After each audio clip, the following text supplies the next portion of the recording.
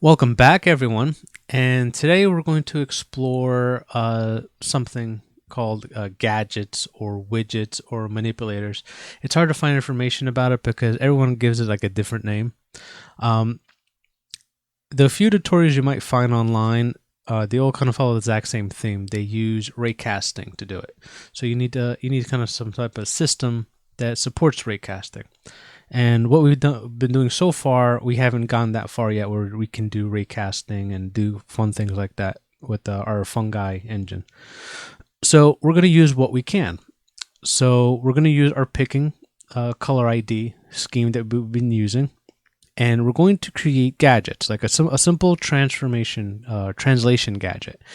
And I want to do something similar to how Blender does it. So you have like the transformation gadget right here. And I like how it creates a line. And no matter where you move your mouse, it goes to wherever closest spot on that line that you're moving. So I want to recreate this type of interface. Stop. And then when you click the center, you go whatever you want. So you can be locked to a specific axis or based on the camera rotation that you're currently in. So we're going to implement something like this today.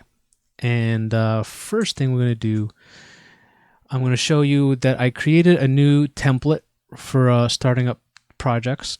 This is the old one, which has a lot of our boilerplate code, like fungi initialization, setting up our camera, our UBOs,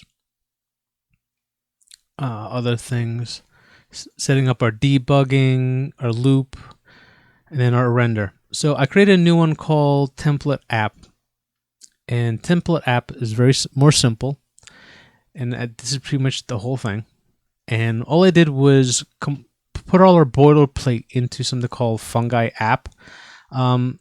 It's not part of the core. It's something I expect that will live outside. It'll probably be different for every single person. Kind of like just a global variable or global object that will handle all our application stuff. So if I show you an example of what the fungi app looks like, all it is just an object. It has all our global variables. Our render list I'm calling scene because at some point I want to add a scene management object. So I might as well start off right now, call it scene. And we have our startup function. And our startup function, does our init, UBO, sets up our camera and controller, sets our loop, debug stuff, grid floor, initializes our scene with some of the options or some of the objects we want to render, and it sets up our frame per second FPS viewer, and then add an update function. So this way we can it kind of handles, updating the camera and clearing out our canvas. So, just slim things down a bit. Another thing since the last lessons, I renamed the file for the fungi, I think mouse camera controller or something like that. I just renamed it to the KB controller and just got rid of the old object. So now all we have are the main controller class and one of its state classes. So now we're going to start. Also, one more thing I noticed when I was doing some things, debugging. In our fungi debug line class inside our update function, this was a bug when I was doing this lesson. I was returning nothing. It would just return blank. Added this because we're returning this here as well. So it kind of broke the chaining when I was using debugger. So those are all the quick changes I've done since the previous lesson. Now let's start doing some changes that helps us create that gadget that we want to create. So we're going to prototype just a basic gadget. We're not going to do anything like controlling objects with it, but I want to just create something that maybe you guys can kind of, move forward and make your own thing. Because there's really not a lot of tutorials on how to build a gadget. So one of the things I'm going to use is I'm going to use cubes to create that thing, or basically I can show you this. So this is what the final product is going to look like. So I want to create our directional gadget with cubes. So this is what this object does. I call this function inside our primitives. So inside primitives, we're going to create a new function called append cube. Well, we kind of just give it an array, and like I guess like an index. I forget now. What is the IND? Oh, R. Sorry, that's the vertex array. That's the index array. I should name these properly. The width, height, depth, and the starting position, and an ID. And remember, since we're using color picking, we need an ID to identify it. So when we're creating all the vertices for each cube, we're giving it an ID. So this one, when we click on it, we know which cube we're hitting in our mesh, because all the cubes are going to live in a single mesh object, in a single VAO. And that's all this thing does. Very simple. We just give it the size of our cube, its starting position in local space, mind you. We're going to do a lot of space things today.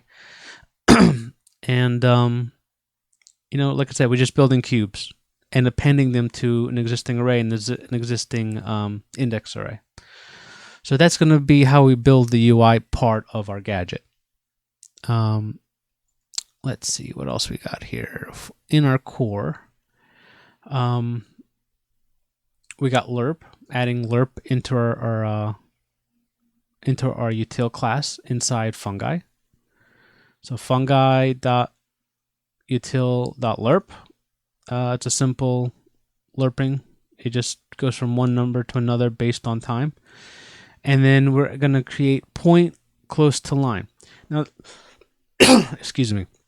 This is kind of like one of the most important things to get us to be like Blender.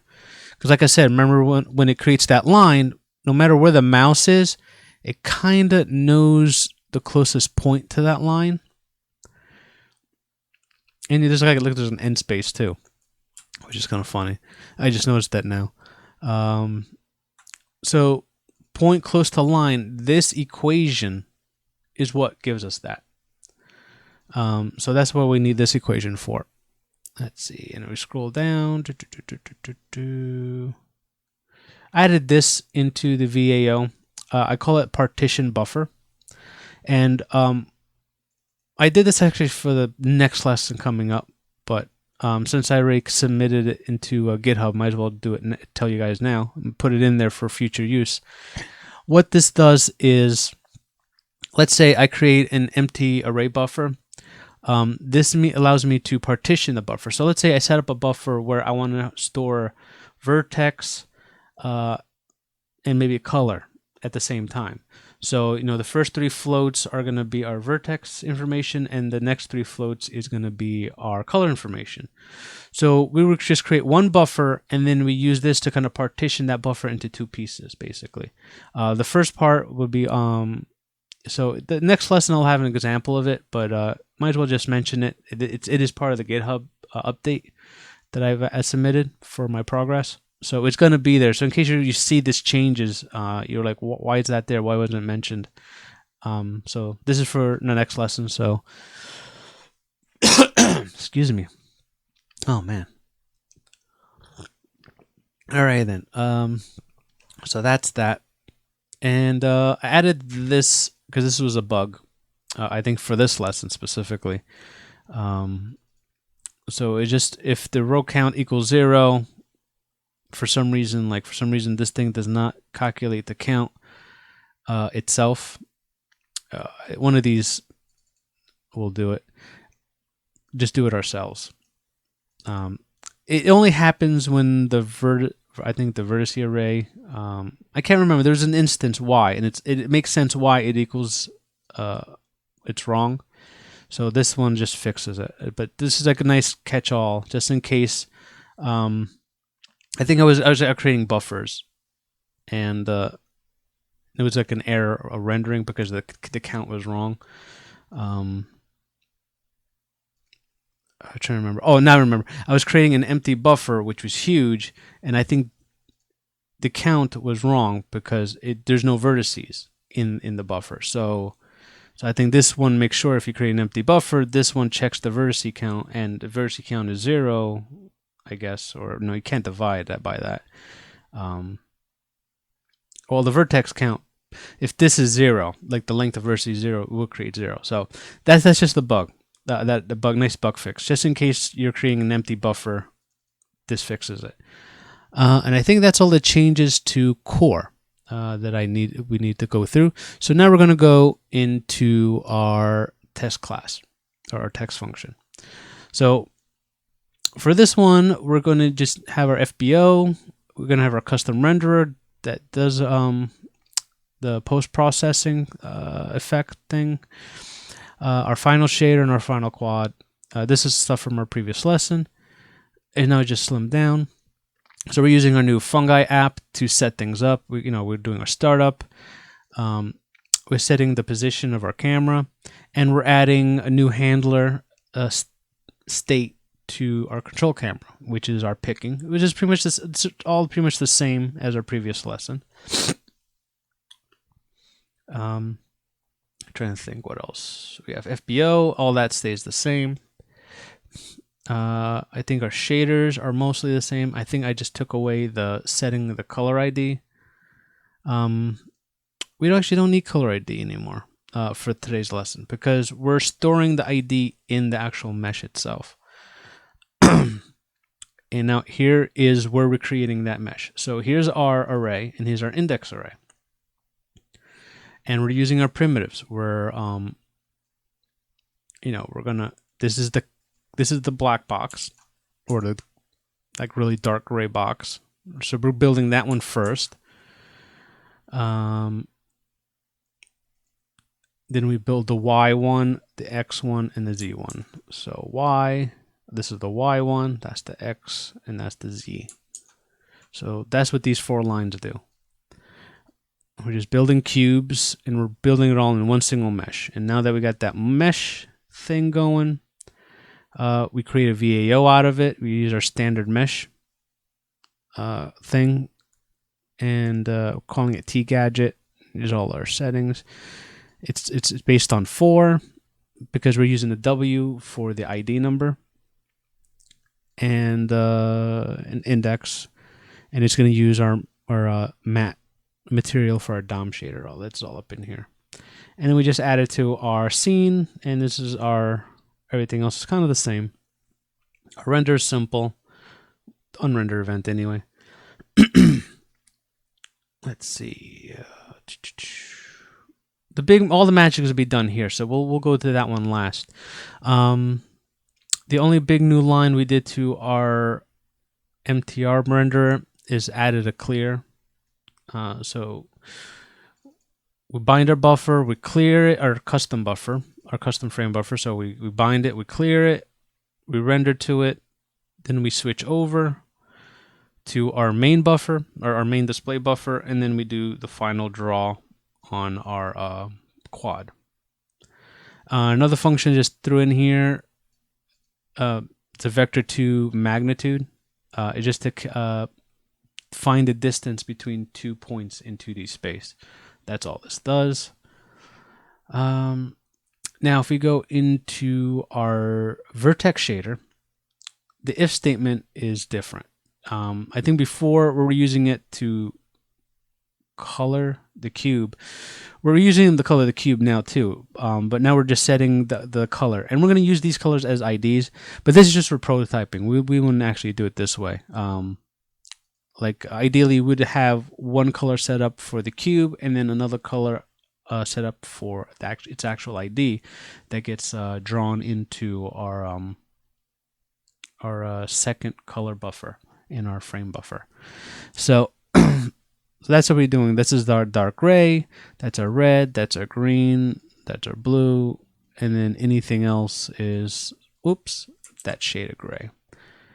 And that is really all we're doing. You know, we're saving both colors to both color buffers. And our final is the same. So now we're going to go to the meat and potatoes of getting this gadget thing working. So here we are. So in our constructor, we're going to we're going to save the current ID that we're currently rendering. So when we click on it, we're going to, let's see what happens up here. So it happens right up here. So when we click down, we're going to switch to our pick handler, which is the picking object we're going to looking through. And then I have no easy way to set it, so I just access the active handler and set the ID of that we're picking from. So that's where this ID comes from. So we just set it when we click on it. This is the X and Y position of the line that's going to determine where we drag, just like this. That line is what we're going to be building, no matter what, depending on which axis we're trying to access. So that's what these two things handle. Our initial delta. We're going to reference this. The zero position of the line is in the positive direction that we're going, and this is the negative direction that we're going. And to make a really good back and forth motion after prototyping, we need to get a starting point, and we need to reference kind of a specific direction. So this way we can kind of gauge the distance. So the idea is, I click here and I save the position that I started from, and then I save the distance from the maximum positive. So let's say positive is only over here. So I use that as kind of like a starting point, and it's a way to kind of determine which direction I'm going. So if I'm starting here and during the frame I'm over here, I know I'm starting to go in the positive direction. If I start going this way, I know I'm going in the negative direction of where I started from. So, and I basically save the actual direction, the distance from the most positive. Once you see the math, you'll see it actually makes controlling it a lot easier. In the previous lesson, I just moved it wherever it did, and doing that on a line doesn't work very well. It goes crazy. I spent like 2 days trying to do it, and they came up with just a lot of the other tutorials I've seen that does similar things, not on the line, but just overall dragging. You just save the starting point, and you just reuse that, and then just calculate the new distance since the starting point. And I'm using the distance to the end of the line, like in the positive direction. This is our vector 3. I'm saving a lot of vector 3s instead of generating them during every loop, because they're float 32 arrays, so they're a little bit more costly than normal arrays. And if I just have 4 arrays that are constantly there, and they're full objects that are extended of floater 3, I just keep reusing them. So they're just memory management. Since I'm using them so much, there's no point in recreating them for every frame. Just have them exist once and just keep updating them and reusing them. So it's just optimization that I'm doing here, and that's why I'm saving them. When the mouse goes up, we switch back to our regular camera handler. So this we can rotate and move around. So on our mouse down, we're going to check which ID we're doing, which ID was clicked on, or which direction we're clicking on. So based on the ID number, red, green, blue, this is the direction that we're going. And if it's this one, that dark gray color, we're just not, we're not basing anything on a specific direction. We're just going to do the camera view. Excuse me. Allergies. Oh my God. I'm going to be stuck with allergies for the next 2 or 3 weeks. So I'm going to save the starting position that the model's currently in.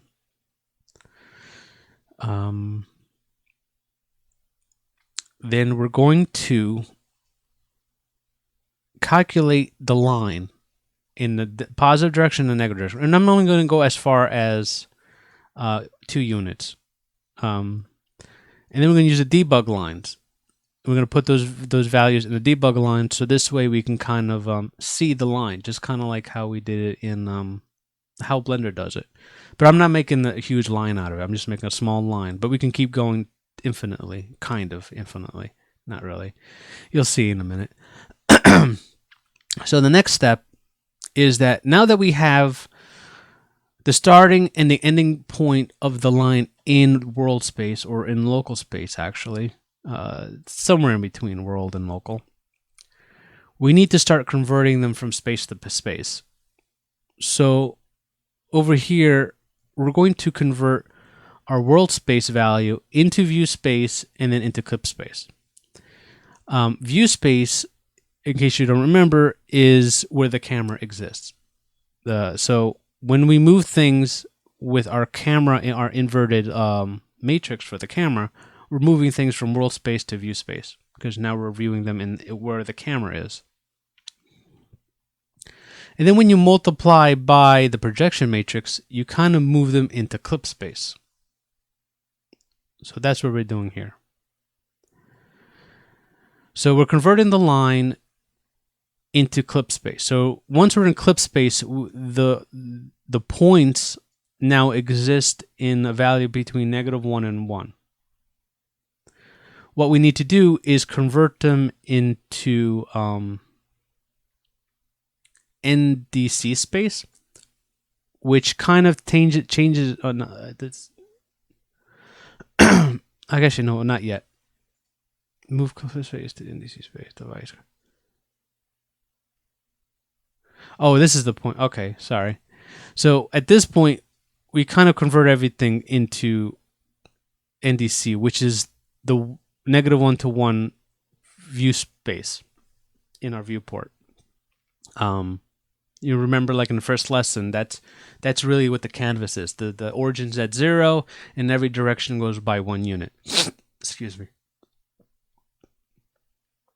Oh my God. I haven't tried to record in a couple of days because of this, but I give up. So now at this point, we're going to convert our like this part right here. This part changes the range. It's kind of like this is like a mapping. It maps -1 to 1 to a 0 to 1 range. So we're mapping that. Then we're taking that map value, multiplying it by our canvas size. So now we're converting everything at the very end to screen space. Now you're probably asking, why am I doing all these conversions from space to space to space? Because when we're dealing with the mouse, we're dealing with screen space. The mouse is an X and Y coordinate system that starts off at the top left corner of the screen. So since we're doing everything based on the mouse, we need to convert the line that we're trying to draw on into screen space. So that's what all this mathematical garbage is doing. It's converting that 3D line, that this line that like Blender draws. It's actually getting the X and Y position of the. Let's just think about this as a web page. Like if the web page starts up here, oops, that's right, Blender goes crazy like that. Starts up here, I'm getting the X and Y position of where the cube is, like right around here. So, and what I'm drawing, and I'm actually drawing this physical line that exists here in 2D space.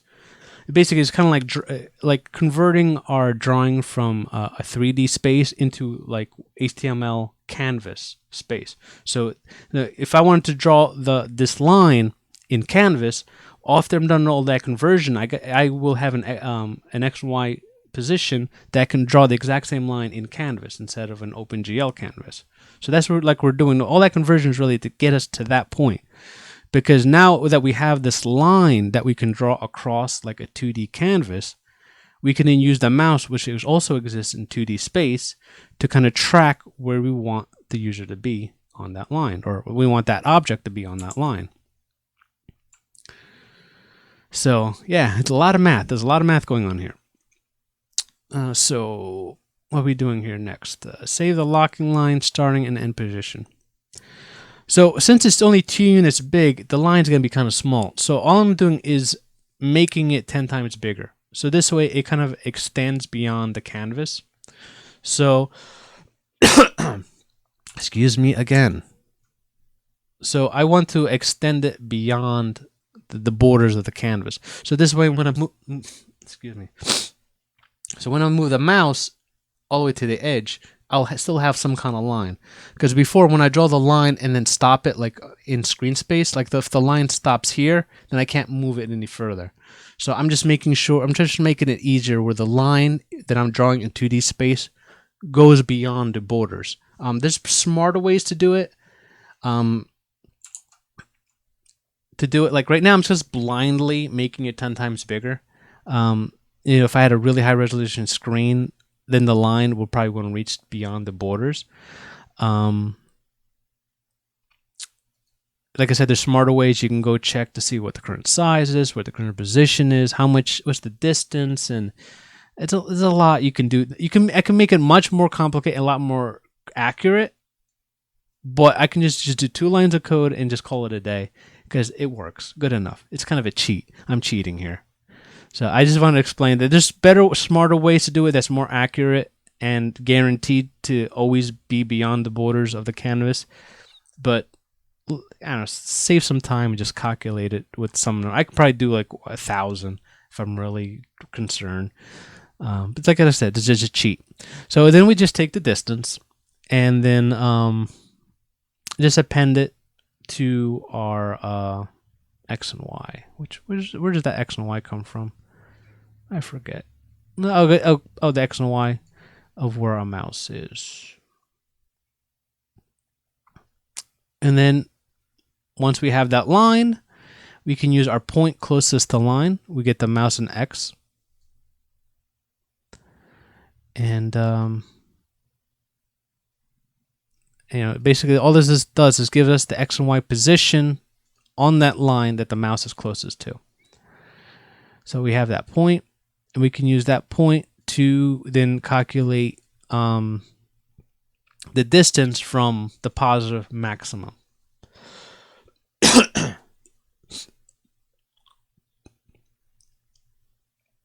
All right. So now the next step. So now that we have how the mouse, so the mouse down really kind of just sets us up for dragging. Calculate the line that we want to move, moving everything to the right space. So this way you can then use mouse, then saving the initial delta, so we know how far we initially are from the positive end of our line.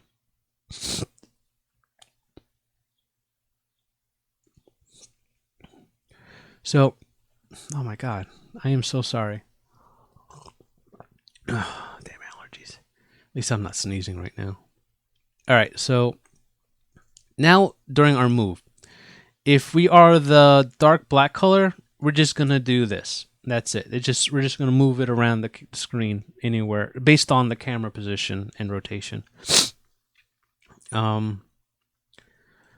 So I guess the first thing we're gonna do is make a copy of our direction that we're going. Which direction are we going? Then we're going to clamp the X and Y, Z position. I think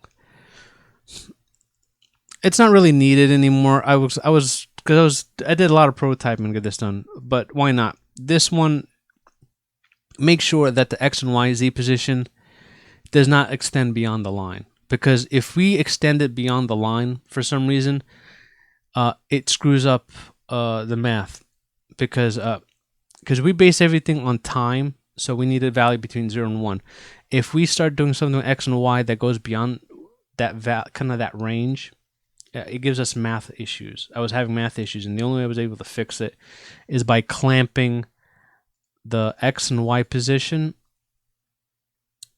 Where's CX come from? Oh no, it's our X and Y is our current mouse position that the currently mouse is. We kind of clamp it between the range of the actual line, the maximum and minimum, and then we just because if we don't do that, then this doesn't work very well. We get like a weird point, so we have to make sure we clamp it to that. So once we have the position we're currently on the line, we calculate the distance from the maximum positive end, and then we get the delta from that.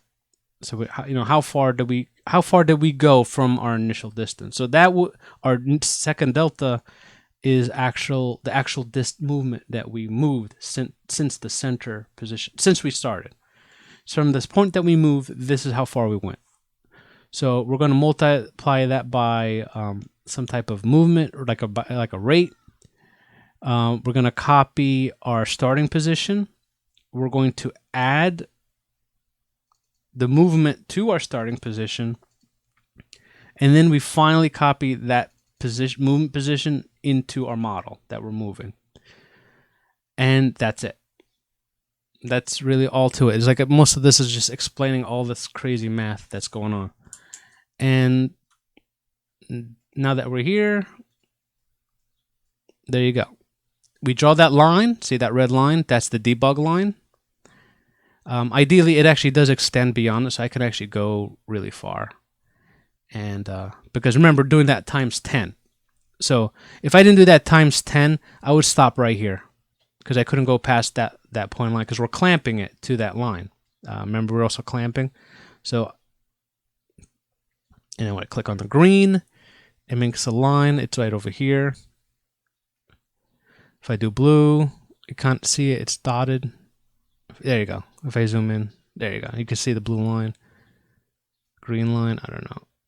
Because it lives on top of the gray line. So that's the excess we're moving. And, I can move it over here. And so I'm not changing in the debugger. I'm not changing the position of the line I'm drawing. I'm drawing everything at origin, which is all right. Like I said, this is just a prototype. This is just to get the mechanics, and then you see what happens when I put the center. I can move it anywhere I want. It's not based on an axis. So there you go. See, perfect. It's a perfectly working gadget, and it's picking. Oh, let's see. God, this mouse has a really bad scroll wheel. Yeah, so it works just fine.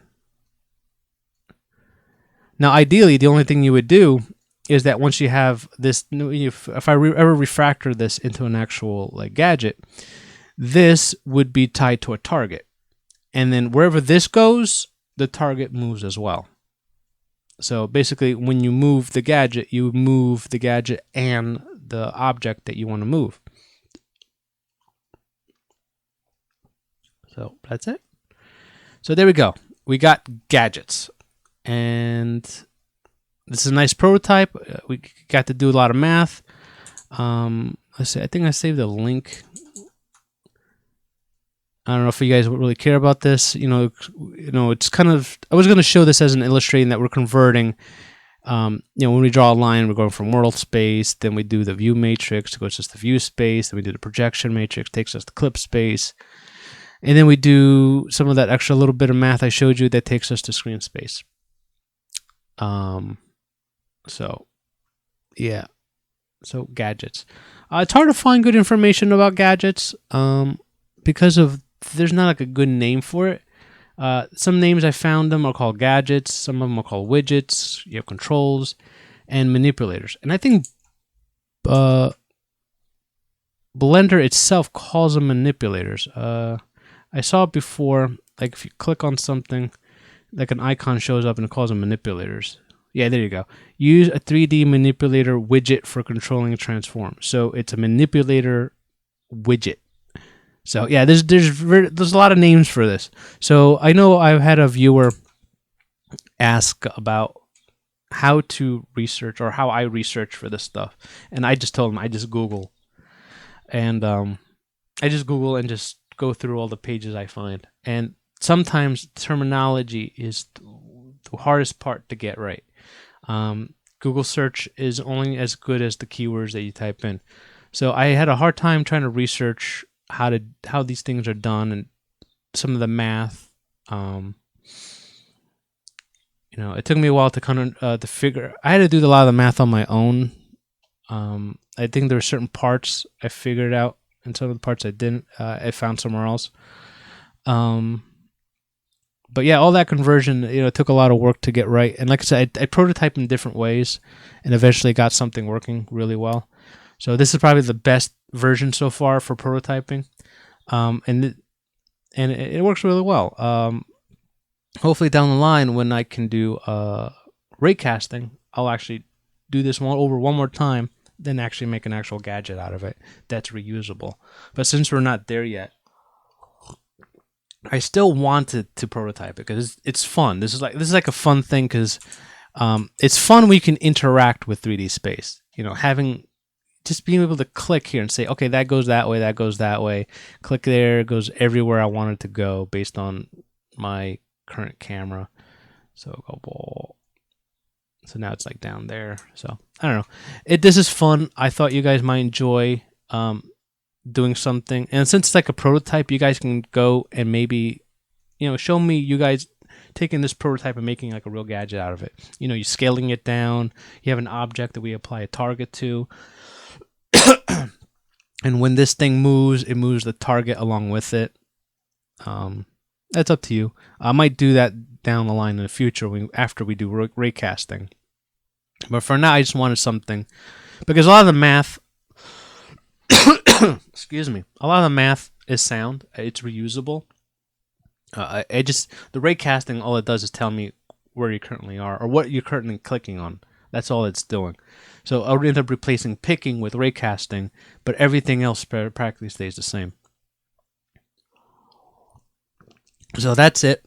I don't know how long this video is. The next couple lessons, I'm going to move on to Benziger Curves and how to attach a bunch of them to make them into splines. And we're gonna, and then at some point we're gonna handle a topic that I really want to do, which is extruding meshes on a spline. That's something like I think over a year ago I seen a video of at a Unity like a demo, like kind of like I forget what they call them, like conferences, and they had like a guy talking about splines and how to manipulate meshes with splines, and he didn't really give any code out at the time, and but he showed videos, and I really loved the idea where he built a road on the spline, and he was able to move the spline around, and the road would reshape itself based on the location of the spline and the curves and everything else. Basically, it was like he was able to, he had like, I guess, making a racing game, and that was how he was able to customize roads. So he just basically just draw these splines and then generated a mesh on the spline. So he was able to change the road dynamically that way. So that's one of the things I want to explore next. So that's what I'm gonna deal with Benziger Curves first. Build something where we can have maybe 2 points, and then draw a curve between the 2 points, which will have like 2 control points. So it's like 4 points in total. So 2 position points and 2 control points, and then we can build a curve. So that's what I want to do next. Depending on how long that takes, maybe I'll just have one video for Benziger Curve and then another video for splines. A spline is just a continuous collection of Benziger curves. So when one curve ends, the next one starts, and you can have as many as you want. I know a couple of months ago, I created a 2D prototype of Benziger of a spline that works in 2D space on a web page. On the next video, I'll probably show that first, and then we will walk into actually building in 3D.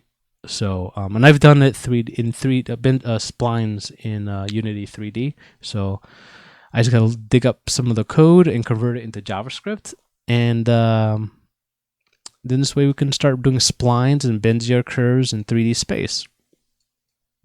Another good thing for splines is if you want to create like a path that you want an NPC to walk.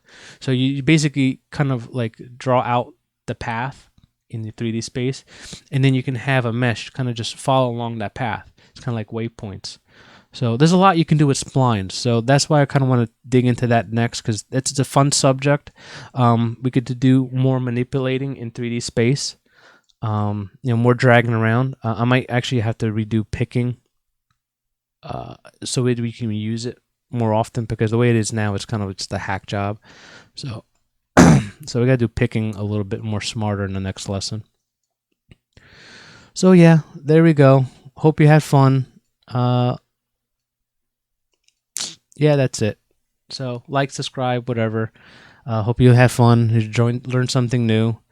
Again, if you guys make this into an object, definitely show it to me. I'll be really curious to see how you guys write it. So yeah, we're doing pretty good. Look, I think this is great. We're rotating, we're manipulating stuff in 3D space. Yeah. So yeah, guys, see you guys at the next lesson.